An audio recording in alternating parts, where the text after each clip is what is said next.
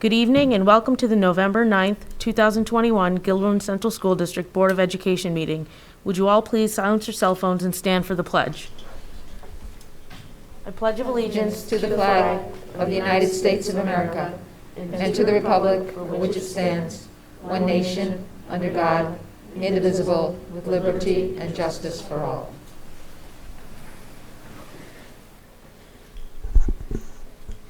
Okay, first on the agenda, we have public comment. We have one public comment in person and one via email. So first we have Mr. Stephen Spalton. If you could go to the mic. Thank you. And we have a is it 3 minutes? Yeah, 3-minute time limit for public comment. Thank you. Am I good to begin? Yep. Great, thank you, thank you. So my name is Stephen Spalton, and I'm here to talk about our son Ethan, who is a type 1 diabetic. We feel strongly for his safety, as he should have his diabetic bag, which includes all his supplies and glucagon, which is a medicine, with him at all times. And the scenarios that we're concerned about is the emergency, the worst case scenario, like a school lockdown, when he's locked in a room and the nurse who would have the medication under your policy couldn't get to him. Or he's in one part of a school and the nurse would have to come all the way to another part of the school with the medicine to get him. Or if the nurse is caring for another student in another part of the school, how would she get to him? And while he's only in kindergarten now, we'd like to set the standard for his full 13 years in Gilderland School. So I know Pine Bush Elementary is small, but the rest of the schools are big and do get big in size. And we know there's different scenarios, like the bag that teachers and staff are supposed to hand off have been left behind. We know it's been at least once left on the bus inappropriately, which happens. But if the student's carrying it, I feel comfortable that he would be able to do it. So the district's policy on self-carry medication form, our doctor will not sign. And the doctor won't sign it because the medication we're talking about is used if he's passed out. It doesn't matter if he's a kindergartner, any age. This medication's for when he's passed out. If he's passed out, someone can't administer the drug themselves, which is why the law that I passed out, section 116B of the education law, specifically calls out glucagon, and that glucagon should be used self-carried, but not self-administered. And I highlighted one section, but I want to point out the law specifically calls out glucagon for self-carry, and all the other diabetic supplies as self-carry and administer. And I don't think that was an accident. I think the law specifically did that for a reason. So we respectfully request that the wording of the district form, which I also handed out a copy, gets revised to actually follow the law and provide safety for our students. And I do want to say, this has nothing to do, the care that he's been receiving has been excellent. So this has nothing to do about the current care. This is planning for the worst case emergencies, which I think is what we should be planning for. So with that, I thank you. Okay, thank you, Mr. Spalton.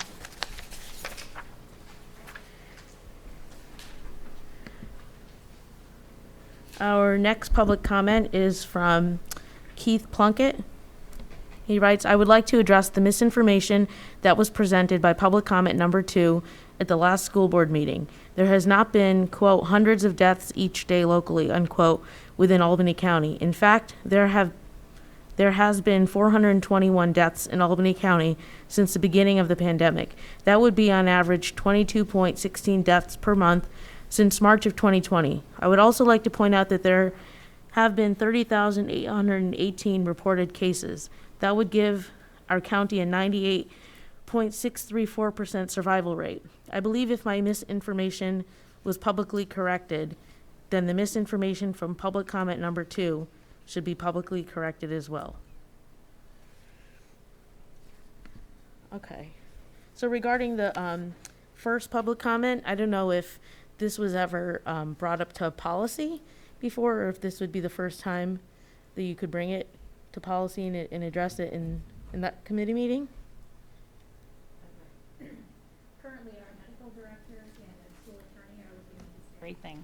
Okay, great. So then after that, then the policy committee could also look at that as well.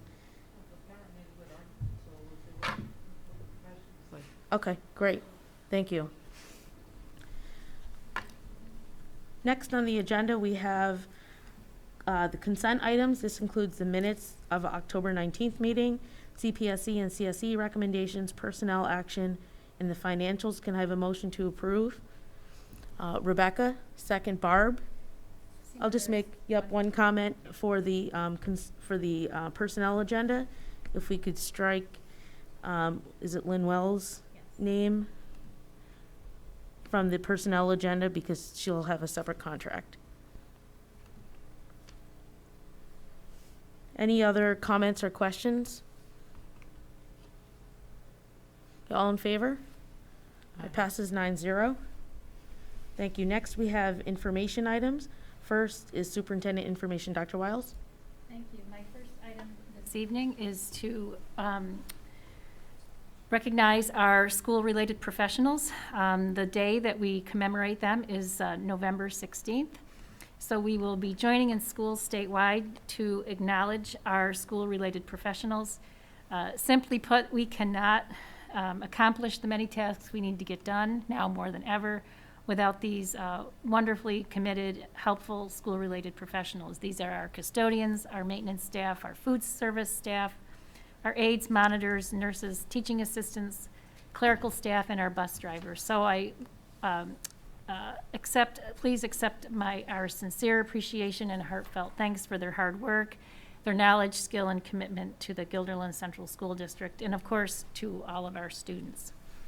And I do want to add, today I learned that this week is actually National School Psychologist Week, and we have a tremendous team of school psychologists here in Gilderland who have done a tremendous amount of work to support our students and our staff through many, many difficult circumstances. So I don't have a formal announcement, but I did want to recognize that group of individuals who work so hard each and every day. So we're fortunate to have so many folks on our team to take care of our students. So thanks to all of our school psychologists. My next item is a difficult one. As we shared at our last board meeting, we lost a dear friend and colleague in our Assistant Superintendent for Curriculum and Instruction, Dr. Damian Singleton. And in the 2 weeks since that time, we have, in addition to attending to the social and emotional needs of our team, have really needed to give some thought to how we go forward in getting all the many tasks that Dr. Singleton did. How do we get them done going forward? The community may not know that under his title of Assistant Superintendent for Curriculum and Instruction, Damian was actually the leader of all of our technology in the district. And technology these days is different than it was 5 or even 10 years ago, because it literally touches every part of our operation. Obviously, it's at the core of our operation in terms of teaching and learning, and that has become even more so since the pandemic. But it also touches the heat, our phone system, our fire alarm system, our transportation system. We can't take attendance without technology. So you can really name any aspect of our work, including our work right here tonight, and know that our technology and our internet and our networks and our need for security of our data and our systems is just immense and growing. And as the community knows, we are in the midst of a capital project which is expanding our technology, and we've just passed another that will do that again. So in thinking about how best to support the school district going forward, I'd like to just share a thought with the board tonight about thinking a little bit differently about how we go about accomplishing the work that Damian did single-handedly when he was with us. It is fairly clear that in a district the size of ours, with the high expectations we have for teaching and learning, that we absolutely need an assistant superintendent for curriculum and instruction to make sure that we stay on the cutting edge of essentially what is our mission here. But I would like to propose that we think about a leadership position, a director of technology kind of position, to take the lead on all things related to technology. So it would include not only the instructional side of the house, but also the operational side of the house. And think about our data security, our network security, and all of those things that we've, for one reason or another, spent a lot of time talking about in the last several months. This proposal has some financial implications. We are just about to start our budget development process for the 2022-2023 school year. That doesn't seem possible, but we will be starting what we call stage 1 with our leadership team, and stage 2, which is when we actually plan for the upcoming year. So I wanted to put this out there and get some feedback or answer any questions that you might have. Gloria? I'd have to say I'm not surprised. The ask, knowing what the work that Damien has done for so many years, and he began in that position when this was just getting started, so he grew with it. Yes. And took it over, but it's definitely become a position of its own. I'm not surprised. Have other districts in the area moved in that direction? We actually were an outlier here to not have a director of technology recently. We did have one several years ago, and then we moved away from it. But I just met with all of our suburban council counterparts, and all have a person who's dedicated to the oversight leadership of their technology programs. So I think what we would be doing is actually becoming a little bit more mainstream. But that speaks to the breadth of knowledge and skill that Damien had, that I think is going to be really difficult to replicate. I just had one comment about, because obviously this impacts the budget. If, I'm in full support of having these 2 positions, if we could have, just for spirit of transparency, like a description of how those 2, basically his position is being split into 2, so how that's kind of divvied up. And then also just maybe a reminder to us about how how technology, that whole team is structured, so we Yes. can see who's falling underneath this director. Perhaps a combination of job description and organizational chart would be helpful. Yeah. That'd be helpful. So you know who's who, and we're happy to put that together. And I would think, since you started off by talking about how technology's become such a part of everything we do, that position is going to have to be linked in so many ways to so many areas. Yes. So it's going to be a key. Yes, it's really linked to Everything. everything. Yeah. Other questions or comments or thoughts?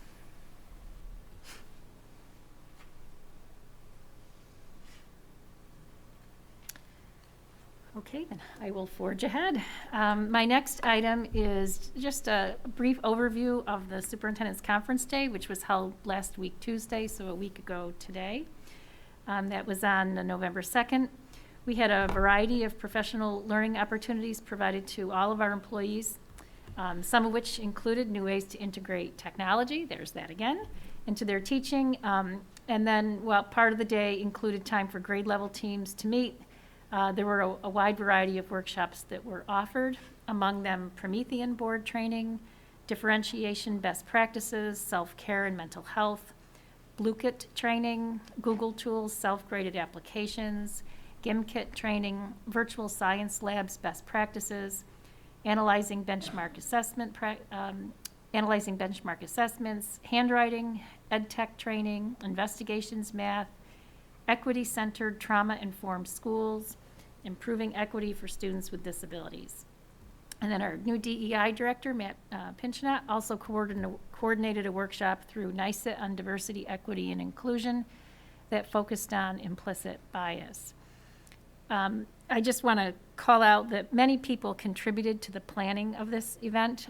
Typically this is something that Dr. Singleton would pull together and bring people together to help with the planning, but we had several administrators who stepped up, but who also reached out to teachers in the buildings and our curriculum cabinets and others to make sure that we had a menu of learning opportunities that were meaningful and timely for our faculty and staff, but also tied to our big goals around technology and diversity, equity, and inclusion, and social emotional learning. We had a mix of our own staff who facilitated, and we had some guests who came in. So I think overall it was a successful day. I met with our leadership team earlier today, and we're gathering some more formal feedback from various audiences to get input so we can do a better job, even better job next time. So it was a good day. Any questions? Sure. Are we gonna do it this way again, like next year with the elementary teachers having their parent conferences on the days before so that they could in fact be part of this?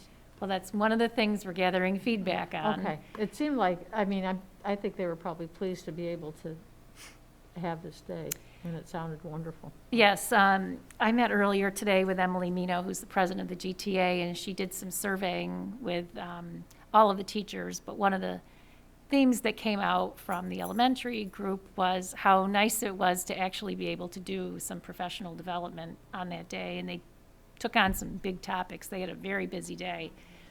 The trade-off is the number of half-days for conferences, which was a lot, and we're very sensitive that that's very hard on parents. So I think we want to look at that. Is there some middle ground to provide that conference day for teachers without disrupting what I can only imagine? I'm looking at Seema, elementary kid, and it's just a lot to have all those half-days. So we're always trying to strike a balance. Pretty soon we'll be working on the calendar, and that's right on the list. That's a great question. I just had a question. I think you may have mentioned this, Dr. Wells, maybe Glory brought it up before. Are we going to be able to see the feedback about, or what the teachers had given feedback about the content that was given as options for professional development or for PD? So it's in many different forms. So we had our CASDA presenters did their evaluations, so I've got to see if they'll share those. Mike Laster had done one with the middle school team. Emily did one with the teachers. Some of the workshops had evaluations tied to them through my learning plan, so we have to pull all that together. And then we talked today about possibly doing a thought exchange to get some just 30,000-foot feedback. So whatever we can pull together, we'll absolutely share with you guys. It sounds great to me. It would also be nice to hear from the teachers that went. Yes. All right. My next topic is an update on diagnostic testing. So we will begin diagnostic testing for COVID-19 on Monday, the 15th. We sent communication to our families yesterday to help them get a jump start on creating these profiles that need to be created on the Quadrant Biosciences app. Quadrant Biosciences is the organization that's helping with our screening testing. But we can also use these tests for diagnostic efforts. So these tests are for symptomatic individuals, so students, also employees. So this is, you wake up in the morning and you have a symptom and you want to get a test, but you don't necessarily want to go to an urgent care or your own physician. You can come to our little testing center, which is a little unit out behind Cliff Nooney's office, where we have an LPN who will be there from 8 to 12 every day. You don't need an appointment. You just go and they do it's like a saliva swab test. And then 12 o'clock, we package them all up. We ship them off to Quadrant. And 24 to 48 hours later, we'll know whether the tests were positive or negative. If negative, obviously people can come back to school or to work. So we're excited about this. We think it'll be a help to families, some of whom we've heard have struggled to get tests, waited in long lines and urgent cares, and then sometimes many, many days to get the negative test so they can come back. The goal here is to have kids in school. So again, this is for symptomatic students. I do want to be really clear what it's not, because there's been a lot of discussion about two other kinds of testing that are out there but not available here in Albany County. One is a protocol test to return. These are for quarantined individuals, and it's a way to test at day 7, so you can come back, or you can come back at day 7, or they test at day 5, you wait your 2 days, and you can come back at day 7. This is helpful to shorten those of you who have quarantined children. I mean, those 3 days can mean a lot. Albany County at this point has not authorized Albany County schools to do this, although in a survey today, I was asked if we would support such a measure here in Gilderland, and I checked, yes, I would. So this, that's the test to return. You may have also seen on the news something called Test to Stay, which is a test to allow close contacts of positive cases to actually not quarantine, but they would come to school and be tested every day for 7 days. We would use the Binex Now tests. Those are the ones we used last year, where you get the result in 15 minutes. You get 7 straight days of negative results, and you don't have to be excluded from school. We are not authorized to do that yet either. That's the pilot that's in Saratoga County. This is week 2 of 3 in that pilot. If it goes well, and I've heard anecdotally it is going well, it'll be available to all Saratoga County schools, and we're hopeful other counties will jump on. The challenge of it is the Binex tests are now very difficult to come by. I think we ordered 1,000 the other day. Hopefully they will come. We would be very supportive of this as well. It'd be a logistical puzzle, but that's our current area of expertise, is to figure out logistical puzzles. See that we're, I guess on average, about 125 kids out, many of whom are non-symptomatic and could be in school if we could get authority to do that. I'd certainly be in favor in the test to stay. I mean, it makes so much sense that I don't know why Albany County is dragging their feet. I really don't. If the tests are available, and, you know, I think that's the key, why wouldn't we want to do it and keep the kids in school? You don't have to convince me, Barbara. I know. I'm the choir. I'm actually reading it right. I have it up here. Is it? I looked at this before, but is it for vaccinated and unvaccinated, or is there any difference between Which one? testing to stay right here? It says unvaccinated close contacts. I'm just confused myself. It's kind of a question to maybe Blanca or Rebecca. I know we discussed it Well, earlier. you're not going to be quarantined if you're vaccinated, Okay. unless you're symptomatic. Okay. That's where I'm confused. So it's going to That's be right. unvaccinated, It's unvaccinated. asymptomatic. But then once you're vaccinated, there's no quarantine anymore. You don't quarantine anymore, Okay. unless you're symptomatic. Okay. Sorry. And that will include the younger children. Yes, it will. I mean, this kind of leads, I think, also your next item, Dr. Wells, so can you maybe just explain, so Saratoga Schools doing this pilot is following Saratoga County, and so we are required to follow Albany County Yes, guidance? yes. So maybe 2 weeks ago, the New York State Department of Health sent a letter to all schools, basically saying they did not support those last 2 kinds of testing I just described. But if you do them, this is how. And the controlling factor of whether or not schools could do that was up to each individual county. So Saratoga County is interested in seeing how this might work. So they have put their first toe in the water, so to speak.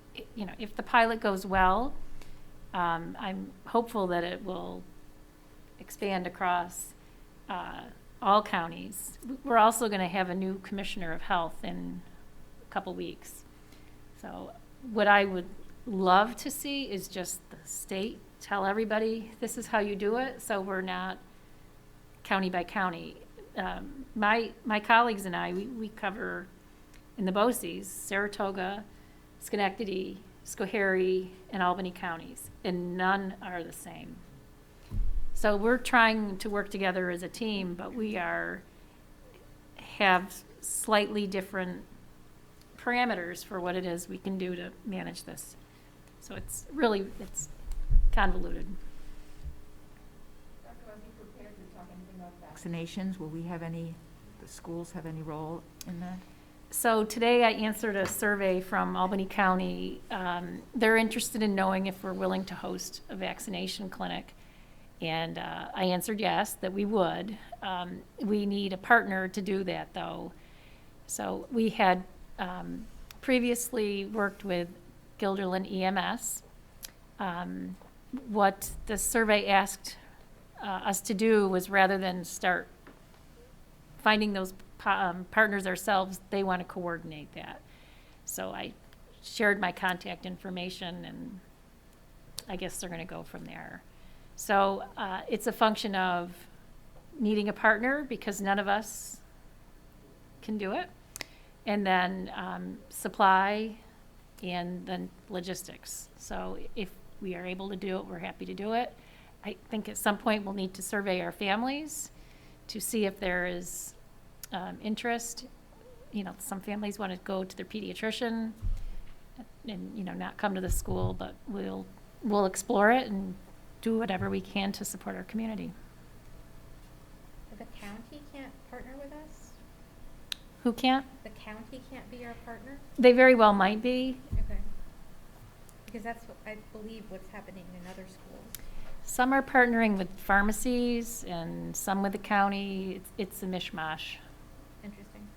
I wonder if Albany County decides to pilot, if you're listening, Albany County, maybe Gilderland would be a good pilot for that testing to stay thing. I really want that to happen. And I would love, hey, if the new DOH commissioner is listening too, we could really use some continuity in this state. That would be amazing. So, I know you're the choir, but I agree with you. But in terms of like advocacy, you know, I know that so basically the only way we could have this test to stay would be if Albany County allowed that. And I mean, is it possible for like superintendents for schools that are in Albany County to write a letter to advocate for our district? Because I feel like it's becoming an equity issue as well. Like, this is my daughter's, you know, this is her third quarantine. Knock on wood, I'm lucky enough to be able to just work from home. But I think a lot of people can't do that. And I feel like it's November? So it's going to come to a certain point where people cannot just, it's not feasible to stay like that. Superintendents of Albany County meet every other Friday with Dr. Whalen. We talk about this every time. She's very aware that we all very strongly want to keep our kids in school, bring them back as fast as we can. I think she's in a wait and see mode, how the pilot will go.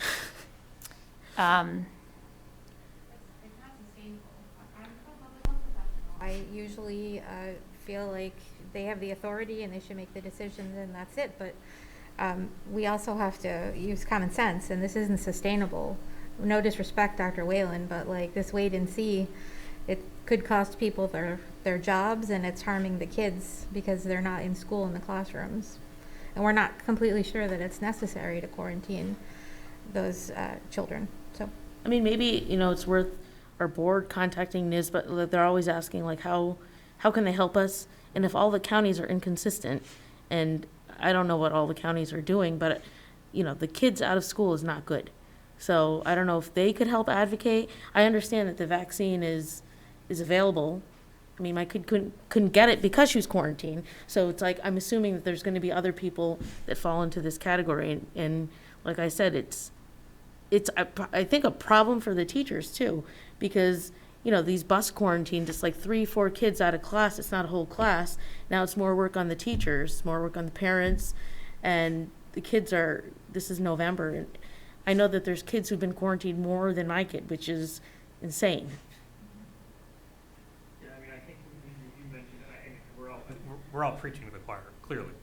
But, I mean, if, you know, we acknowledge it's hard on parents to have to do this testing. It's hard, you know, one of the goals when we had this whole discussion about masks was making sure we keep our kids in school.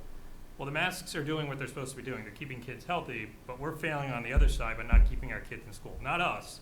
Sounds like it's the DOH. And, you know, and anybody who's listening, I would strongly advocate you reach out to whoever as many times and as loud as you can to advocate for this, because this is a problem. This is us failing our kids by not keeping them in school when they're perfectly healthy to be in school. That's the thing. It would be one thing if we were seeing that legitimately the folks who were being quarantined, the 173, ended up being positive later, but I don't think that that's the case, if I'm not mistaken. I mean, GS had one positive case that resulted in 28 quarantines. Yeah, that's insane. That's not, I mean, there's something wrong. That's a failure.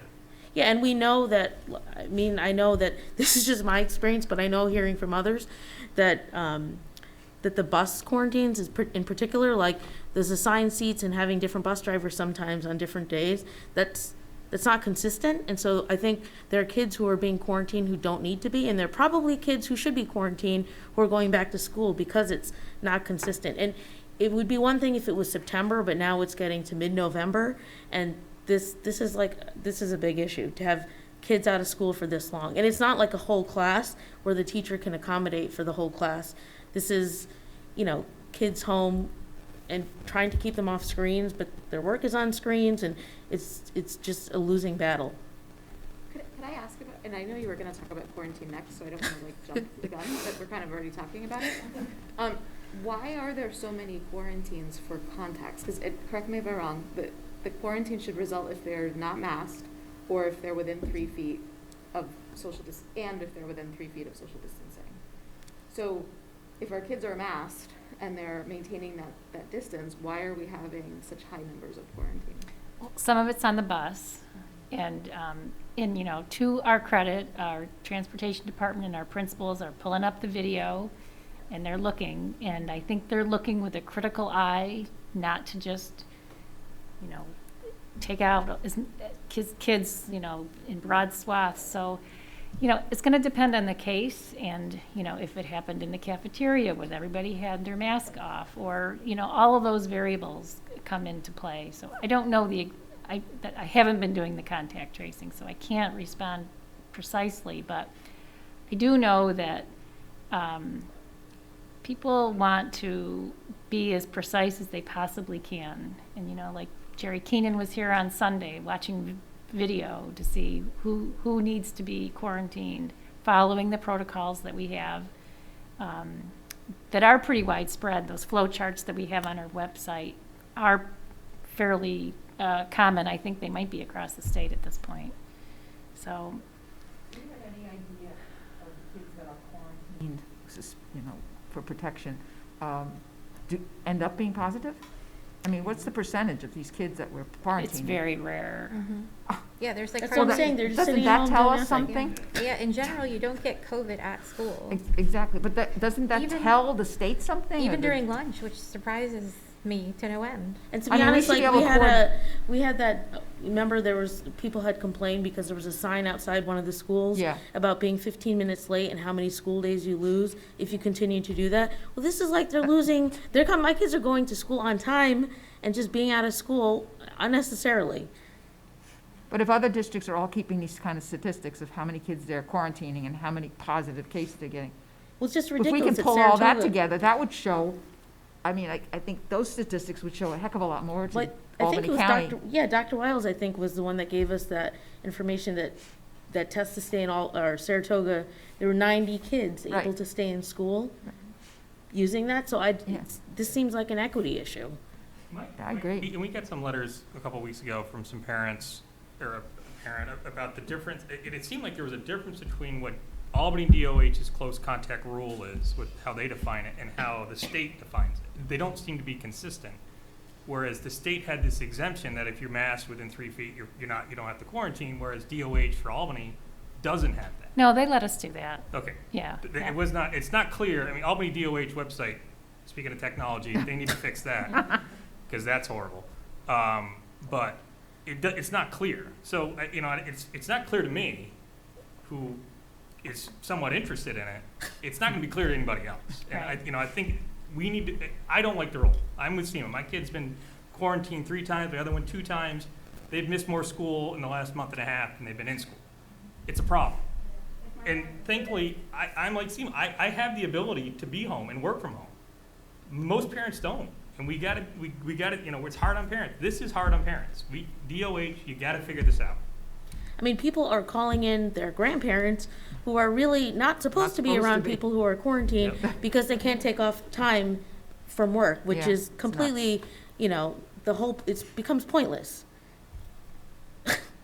I'm not saying, again, I know we're preaching to the choir, but I'm with Nate, like, if It's the whoever's watching, frustration. whoever's listening, power numbers to advocate, I understand the vaccine is out, but, if they're getting filled, For another 5 weeks. no, yeah, it's, Maybe we could put on our website contact information for people to either write or call and express their frustration.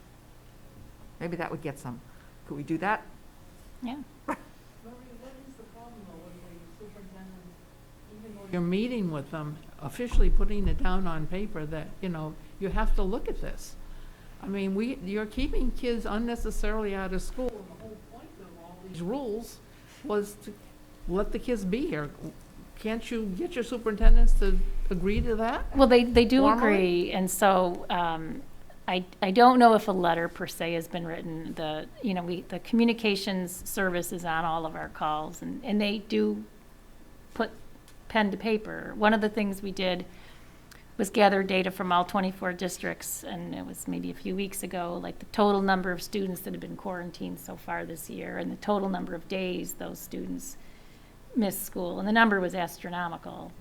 And I think that became part, I don't know if it was a letter or a talking point, a white paper or something like that, but, we'll talk on Friday. I'm happy to bring this back to Anita Murphy, our district superintendent, to say, can we write a formal,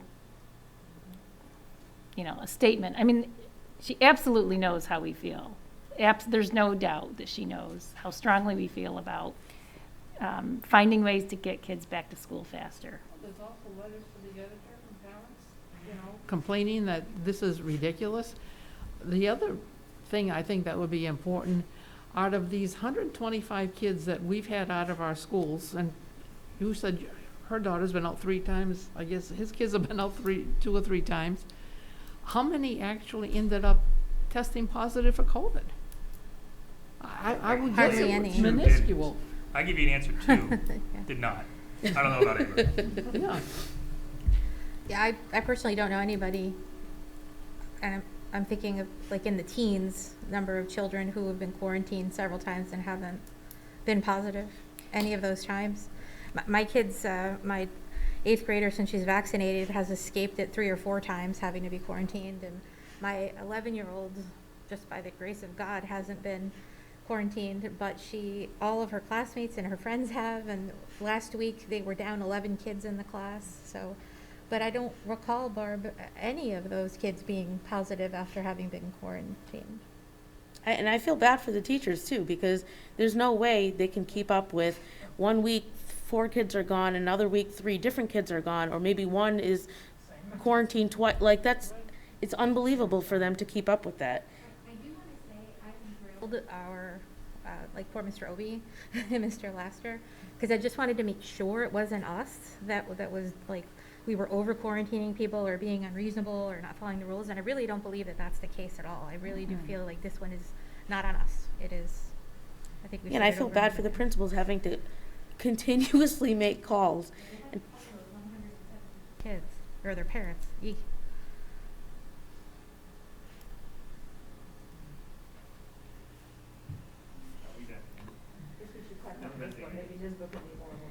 Yeah, I mean, at least for the board level, we could go through NISBA, but it would be, but the squeaky wheel, it would be really great, like Barb said, to get something in writing from the superintendent.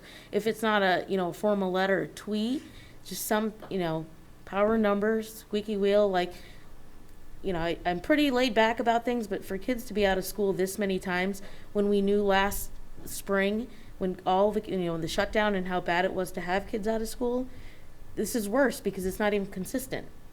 Oh, and also, they don't have access, I don't believe, anyway, to the classroom teacher during quarantine. They don't. So that's even worse than last year in a sense. Yeah, it's worse because when the whole class is, the teacher could, work with that class, but now it's random kids here and there. Exactly. Yeah, and also, I just want to comment, because my 2 kids have been out quarantined. Their teachers have been very responsive, but that's because they've gone over and above what they need to do. And so I commend my kids' teachers, and I'm going to call them out. I'm not going to say their names, but they've done an amazing job when my kids have been out. But imagine doing that for 3 different kids this week, 4 different kids in the following week, and then you get a whole class, and it's tough. Preventing, I realize that.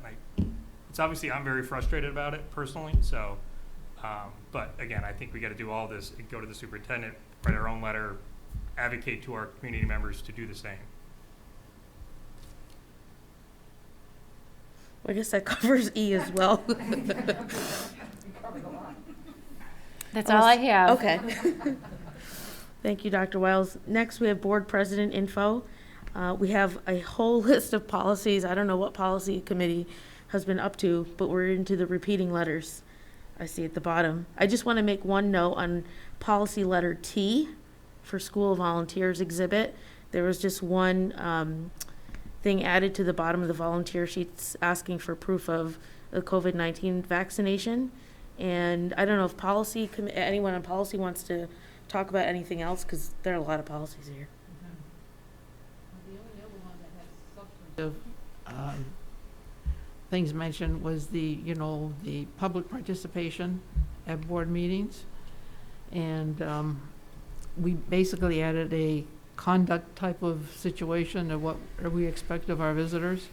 And also the fact that if you don't use your 3 minutes, you can't give them to somebody else.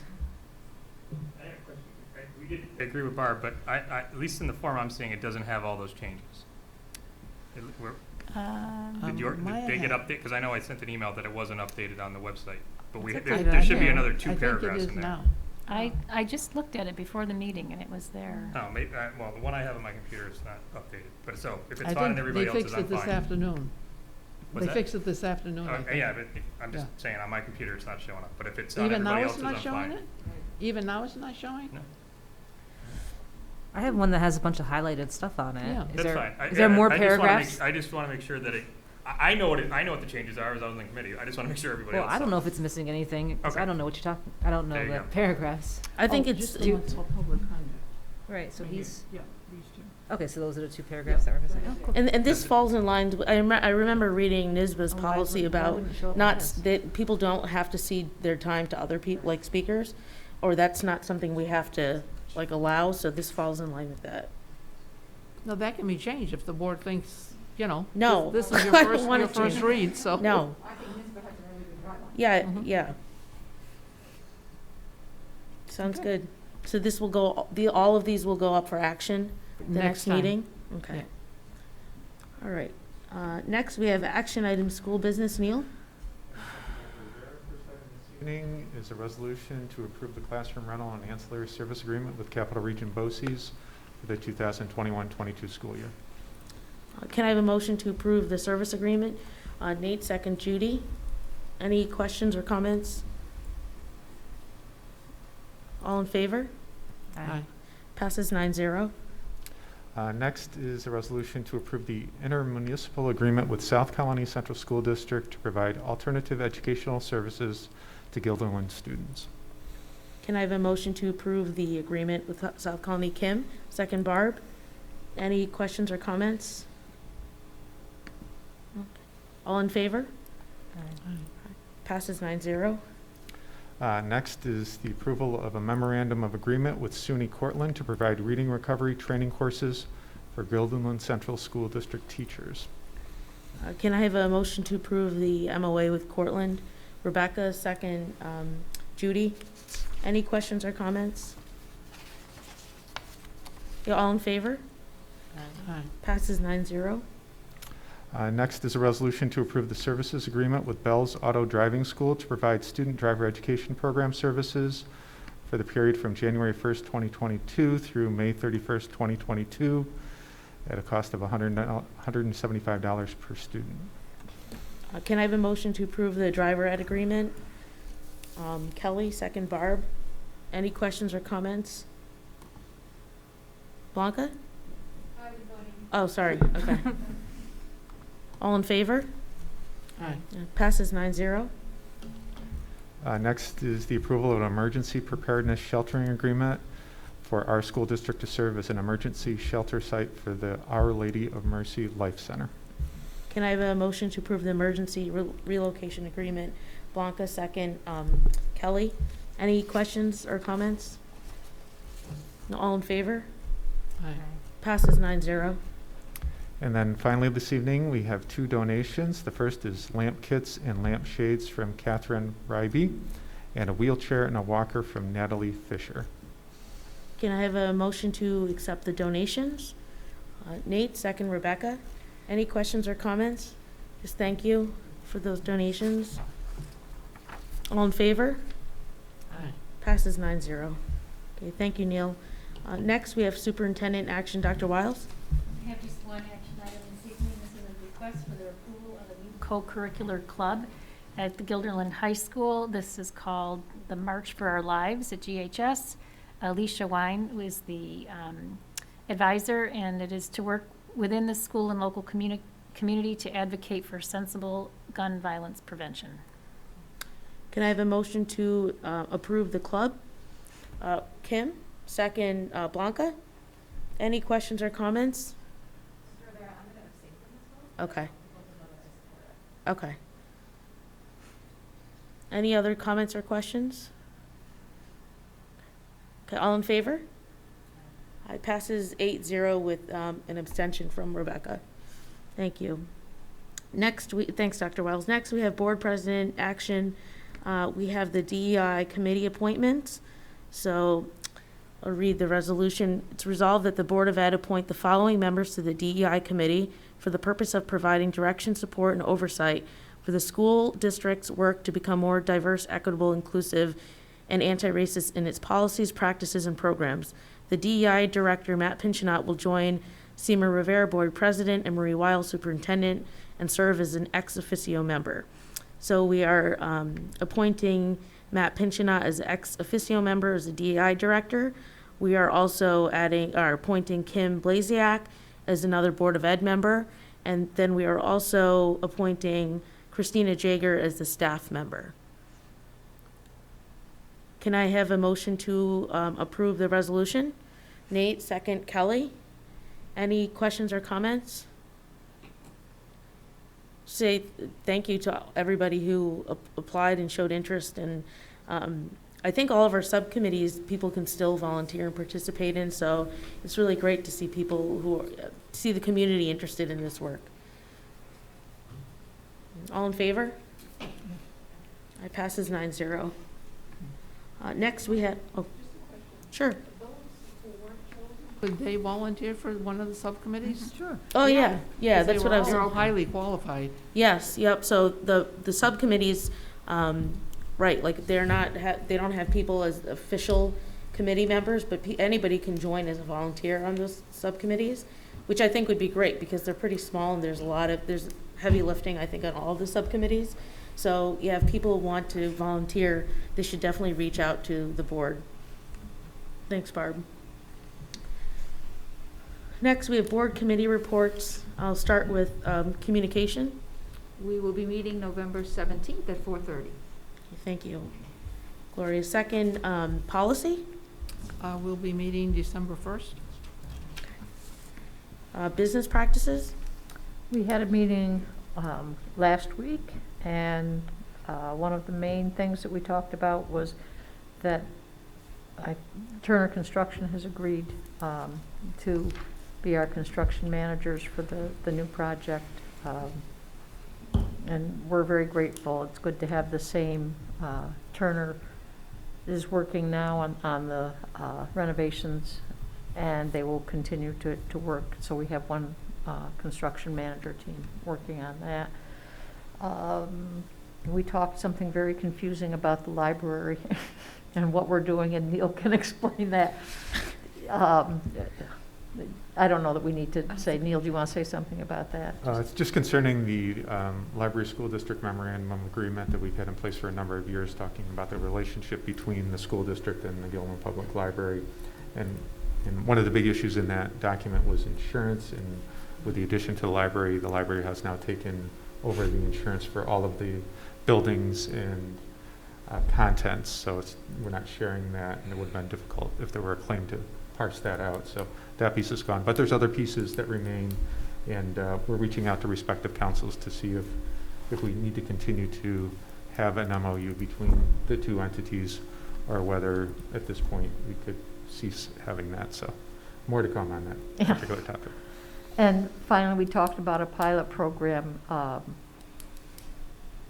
A company wants to build a line along the CSX tracks and have a pilot for that. And it's a small piece of Gilderland Board of Education land, I think probably in Altamont.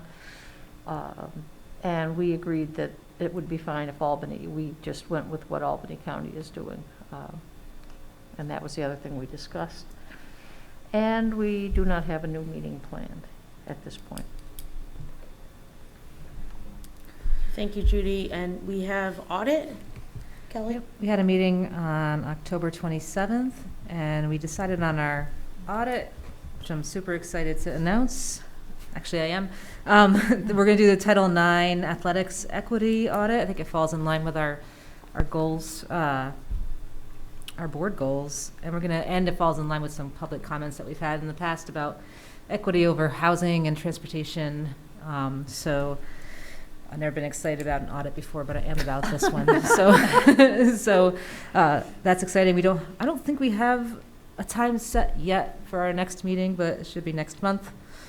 That's that we have. Yeah, I think it was nice everybody on audit was thinking along the lines of this, and then Neil had also been thinking about this, so Yeah, this makes it easy. Yep. Thanks, Kelly. Sure. And DEI? That's me too, I suppose. Welcome to our new committee members. Our next meeting is 17 November. We haven't had one since our last meeting. And you can, we don't have to talk about it now, but maybe if you want to have the reporting, over to Kim, so you don't have to report for two committees, Oh, since Kim is on that. that's a DEI fantastic committee. idea. I mean, I'm not putting you on the spot, Kim. I'm just saying you could talk about it later. No, that's fine, that's fine. Board issues, ideas, and sharing. If you'll notice at the end of before you go on, the end, there's a little blank, it says blank meeting, self-evaluation. So if you want to do that form to evaluate our meeting, The fillable you form. could do it right there. Although somebody have to show me because I'm having trouble writing with this pen. But Thank you, Gloria. Thank you. Oh, I just, Go ahead, I Judy. just had something I'd like to say publicly. Last week, I was taking my husband down to Foley's Garage and driving by the high school along the road there, noticing how good things look, how well-kept things are. And so I sort of made it a point. I went by Linwood, things look terrific there. I went by the middle school, and everything just looks good. And in the midst of all this chaos of what we're going through, I think we ought to take time to appreciate that these people are still working hard and doing their job, and it looks great. And the same probably goes for anything else. I just happen to notice it with the physical appearance of the schools, but I think we all, big thank you to the people who work, to Cliff who supervises them, and I would probably guess we should do the same thing for the bus drivers who are just doing an incredible job of trying to keep everything together, and Inho who has stepped into this job at a difficult time and seems to be doing very well. So I'm just saying thank you, and it's a good feeling to see things going as well as they are. And thank you, Judy. Nate? Yeah, Judy maybe, when she was talking about business practices, maybe think of something that I've been thinking about for a while. And I don't know if this is how we necessarily like to do this, but as we were looking towards this new capital project, and this is something I think we need to talk to Jeff about, in terms of putting together our bid documents, I'd like to see us, if possible, and again, we have to check with Jeff whether this is legal or not, is to include something in there to ask anybody bidding for these projects, to work on these projects, what steps they have taken for their own DEI internally. We're spending a lot of money on this project that gives us a lot of leverage, and I think it's in our community's best interest to show them that we are asking people that are going to work for us and that we are going to pay millions of dollars to, that they are in line with our own goals when it comes to DEI. It just would, I'm not saying it's a make or break, but it's certainly something you could add to an RFP or a bid document and put it into the analysis of a qualified bidder for a project. Again, I have some understanding of it. I certainly would appreciate Jeff's input, but I think, when we start putting together this next project, we need to keep our own internal DEI goals in mind of how we are going to be hiring vendors and contractors to work for us and pay millions of dollars. I mean, I've seen that in RFPs for the state, so Yeah. I think. I think it would be fine, and it would go into the evaluated process. It's not a break or break, but you can certainly, I don't see any, we want to know who we're working with. Yeah, that's a great point. Thank you, Nate. Barb? Nathan, are you talking quotas? You want them to say how many people you have on staff, how many? No, it's not what I'm saying at all. I mean, I'm sure we have MBW, I would assume they have MWB requirements as any state contract would. What I want to see is what they are doing internally to advance DEI. Obviously this is something I literally thought off the top of my head. When Judy mentioned it, it was in the back of my mind. What I want to see is what are they doing? And quite frankly, AGC, who deals with all these contractors, has their own internal program where they're trying to develop and grow DEI within the contractor community. So it's more of saying, tell us what you are doing. Show us that you're taking steps, like we are taking steps, to be cognizant of the goals of DEI goals. That's all I'm saying. I want, so that they're aware of it, we're aware of it. And again, it's not a make or break. It would be another, when you're doing the evaluation of any bid, it's just going to be another check box or not a check box. But it gives people an understanding that when they bid for work for Gilderland School District, we're keeping this in mind. This is an important goal for us. So each of the individual contracts, you usually have a heating contract, you have electrical, you The have. 4 primes, yeah. And those companies would have to show you what they're doing internally with their workforce? I don't think he's saying That's required not to. saying, and what I'm saying is, are they doing something to advance DEI goals internally? Yeah. I'm not saying, are they hiring X number of MWBE employees? That's not what I'm saying. What I'm saying is, are you doing something? And quite frankly, Barb, most contractors are. Large contractors that are going to be bidding for our work do this. But we want to say, look, this is important to us. Tell us what you're doing. We're not saying it's the failure to do so is just going to disqualify you. That's certainly not even legal, I don't think. But it tells us and tells them that it's important. I mean, I see it as aligning with our goals and also knowing who we're working with, which, I mean, I don't see it being I think having that information would be helpful. It's not unusual for people to ask for that information. I mean, he's not asking for a checklist, it's just, are you in line with goals? Most people nowadays are working that way, where if they're partnering with someone or if they're working with an organization, they want to make sure that their goals are they're on step with each other. I mean, I'll tell you right now, I just had to look at an RFP for DASNY today for legal services. They revised it to include these types of questions. What are you doing to advance, and I'm just using shorthand, DEI goals? What are you doing internally? This is a question that every state contract RFP or bidding document is going to have from now on. And I just want to make sure that we are in line with that. Yeah, Barb, the responses I've seen are typically, we ask our employees to fulfill X training requirements. So things like sexual harassment training or different training examples. I've never seen anyone respond to that question and be like, we have X number of folks filling this quota or anything like that. I've never seen any kind of breakdown like that. It's always like, yes, this is a priority for us, and so we have our folks trained in these areas. It's just been my experience. I mean, I think the language has to be crafted appropriately, but it's just a thought I think we need to keep in mind when we start developing our bid documents for the next project.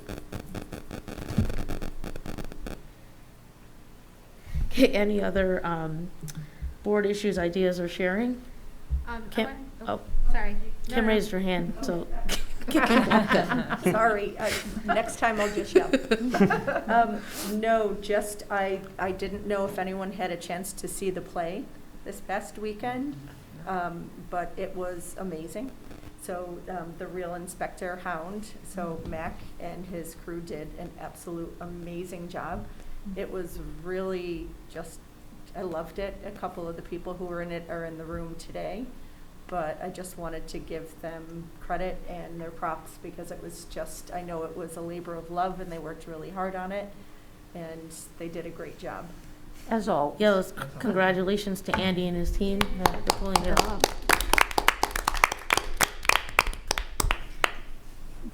Thank you, Kim. I was wondering about if someone's going to mention that too. Thank you. And Blanca? Yeah, first of all, was it online? Is that, or was it, could Yep. you go? It was streamed, Streamed. and if you haven't seen it yet, you can still see it on November 13th.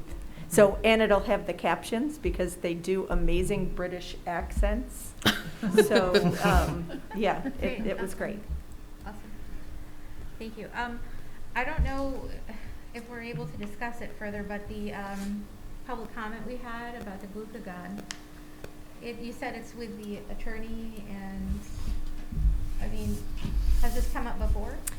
No, this question came up at one of our buildings this week. Okay. And so typically when we get a request like this, it goes first to Dr. Silverman, our medical director, and he has weighed in on it. And I've sent it off to Mr. Honeywell too, for him to advise whether or not we should be amending this. Are And you allowed to say what his thoughts are, or no? I'd rather not just yet, Okay. but Okay. we're working on this. Okay. All right. Thank you. Okay, any other board issues, ideas, and sharing? Gloria wanted me to remind you to please fill out the form. Oh, I'm sorry, one more. Hit submit, is it supposed to like I can't even find it. disappear or? Yeah, I hit submit too. Okay, but it's still sitting, Yeah. so you can have 3 of those in your inbox. Well, I guess we can test and see if that. Linda? Hey, Did you get mine? I could send mine. Look how that. Oh, you downloaded it and then hit send it? There you go. Here, I'm Look at that. hitting send on my Two own. send already. Well, submit form button Rebecca, right can there you come should do the just send it. tutorial? Yes? I need Linda, did you get mine? We need a tutorial from somebody. Usually it would Did you get connect, mine? if I hit submit for it, it would connect to my No. email and it would like, I did it. Push submit. I'm afraid to get 3 of them. let's see.